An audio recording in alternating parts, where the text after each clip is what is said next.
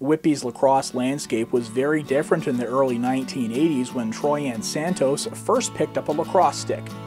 There was no girls' box lacrosse at that time, so she plugged away with the boys.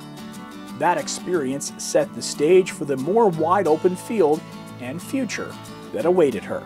I didn't know any better. I knew I loved the sport, so I wanted to play, and that was my only option, was playing with the boys and playing box. And I'm so glad I took that route. I played a lot of years of field lacrosse, but box is still my number one.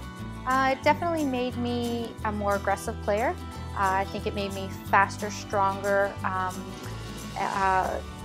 It was just a lot easier once I switched over to the field game after being pushed around in such a small confined area. When the transition to the field game happened for Troyhann, she was still not competing with girls her own age. At 12, she was alongside teammates in a women's league. Once again, just another element that led to her next step.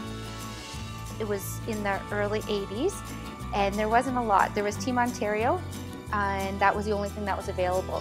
So I eventually did go over to play with that Team Ontario, but it was a ladies program, and I was only 12 years old at the time playing with full-grown women. So that was the only field opportunity for me then. In 2019, you can't throw a rock in Whitby without hitting someone that at least knows a girl on a lacrosse scholarship in the NCAA. Troyhann was just the second of her kind in all of Canada when she attended James Madison University in Maryland. Yeah, being the second Canadian to ever be honored with a scholarship, it just shows you how old I actually am to be the second person. And now I'm so happy that there's so many other girls that have earned scholarships at great schools and play World Cups and represented Canada. So it's great to see that. Santos' time on the world stage included captaining Canada at the Commonwealth Games, and was also named to the World Championship team on 3 separate occasions. To represent your country, to me, that's the top honor.